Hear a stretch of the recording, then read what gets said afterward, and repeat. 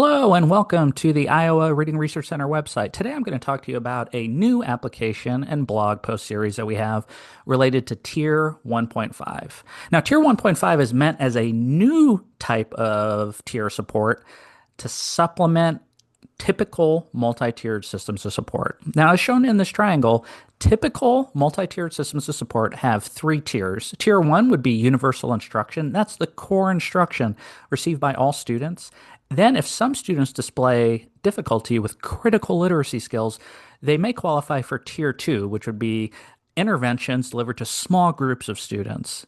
Finally, within Tier 3, this is reserved for individual decisions. So, this is for individual students who may display persistent difficulty with literacy skills, and interventions are matched to their individual needs. It says one-on-one intervention here, but it can be small groups. The big idea in Tier 3 is that individual decisions are made and the interventions are fit to those individual students. Tier 1.5 is a new term proposed by some researchers, and that occurs between Tier 1 and Tier 2. And this is when intervention is delivered to an entire classroom of students who, the majority of which, struggle with some critical literacy skill. If you're interested in finding out more, please scan to access the Tier 1.5 calculator up there in the right-hand corner. Before you start the calculator, however, I would strongly suggest you read the blog post series that we recently published. There are two wonderful blog posts right now. First is how many tiers of reading support are enough. The second would be how do I determine when Tier 1.5 is needed. That should be published by the time you're watching this video. And then there's also other related blog posts on the website, including database decision making for core instruction, not just for intervention. So, one, I'd strongly encourage you to read those connected blog posts to better understand the idea and the research behind class-wide interventions and also Tier 1.5. Then step 2 is to try the Tier 1.5 calculator. To do this, you'll need three things.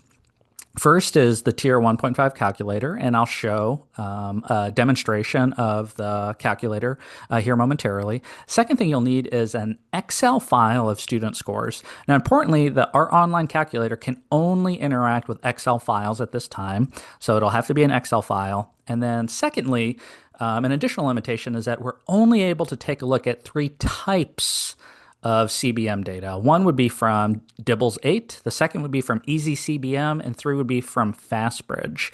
And then the last thing you'll need to try the Tier 1.5 calculator is to look for our how-to guide or our instructions on our website.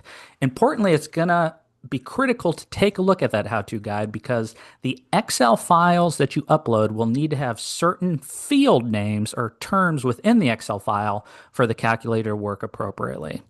So let's go ahead and take a look on how we can easily figure out whether or not a class-wide intervention may be needed.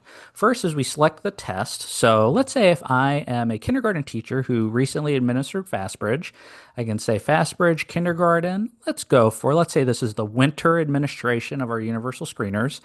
I can choose a file, and then here's my FastBridge scores here. And then I'm going to click upload. I'm going to get some immediate data that was calculated behind the scenes. Let's get acquainted real quick. So we have red, yellow, and green dots. So the red dot means that that's your score. That's your classroom's median score and is below the 25th percentile. A yellow dot means we're below the 40th percentile, and a green dot means we're above the 40th percentile. And the blue dots here are the 25th and 40th percentile. So here's a 25th, here's the 40th.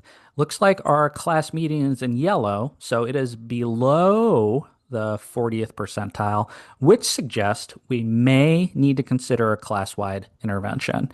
Now let's take a look at some of our early reading scores here. Now for early reading, here is the 25th percentile, the 40th percentile, and then here's our class median, which is at the 80th percentile. So good news is that for that CBM task, it seems as though things are operating smoothly. For this one here and the data connected to that, it indicates that perhaps we will want to consider a class-wide intervention.